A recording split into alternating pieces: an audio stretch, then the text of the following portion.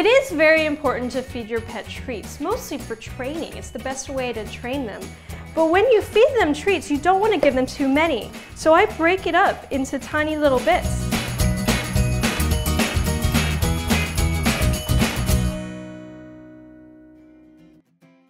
A well-balanced diet is the best thing that you can provide for your pet. This day and age, we're lucky. We have a lot of different food sources to choose from. And so the way I want you to think about it is simply this. If you feed your dog fast food, you will get a fast food dog. The bond between humans and animals generally occurs over social settings, and one of the most popular social settings is eating. Pet food is all they get, so it has to be complete and balanced, and it has to be appropriate for their life stage and lifestyle. Just like you or I, if we were training for a marathon, we would be eating a different kind of diet than if we were training to watch a marathon on TV. Puppies need higher calories, and they need different ratios of calcium and phosphorus to help build strong bones and help them grow. As adults, they've stopped growing, their metabolism has slowed a bit, so they don't need the high calories that you find in a puppy food. I really think it's important to just find a food that works for you price-wise, that's got healthy, wholesome ingredients, that's got a name that you recognize, that has a good reputation, and that your pet seems to enjoy. Don't feed your dogs chocolate, we know that.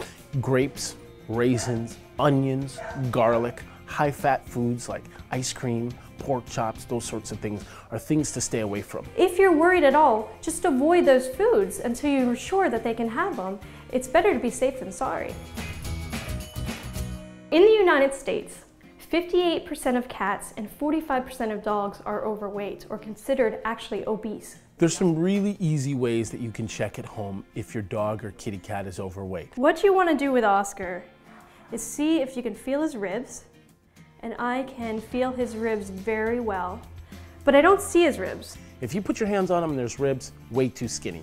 If you can't feel ribs and you're pushing hard, they're way too big. The number of problems that overweight animals have are just staggering. Pretty much every organ system can have a problem. The heart has to work harder when they're overweight. Sometimes dogs develop a condition called tracheal collapse, and then walking around with that excess weight is just horrible for their joints. With cats, we see a lot of the same things, specifically diabetes. Cats also have a condition called hepatic lipidosis, which means fatty liver. I just see more obese cats.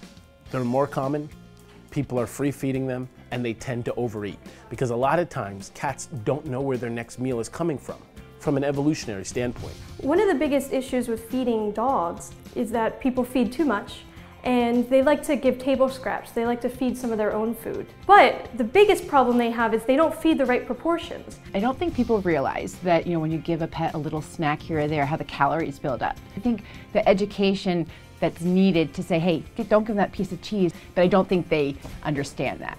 We know that obesity can cause major health concerns, and we want to make sure that their pet lives as long as possible and maintains their youth, and they just can't do that if they feel bad from obesity.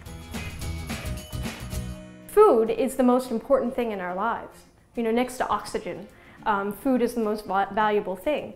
So feeding your animals is the perfect way to bond because it's such an important part of their lives. It's most important to have regimented feeding times for your dog or your cat. And that usually for most owners means twice a day. The reason why it's good to feed twice a day instead of once a day is because their metabolism will break down that food and it won't be stored as extra fat in the body. I definitely feel that watching your pet, how much they consume, how frequently they do it, is one of the clearest indicators of how's my pet doing.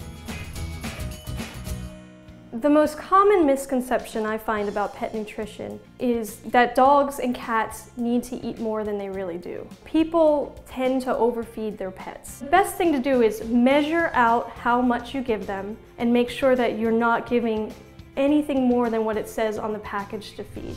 I emphasize to every pet owner, come see me regardless of how your pet is doing.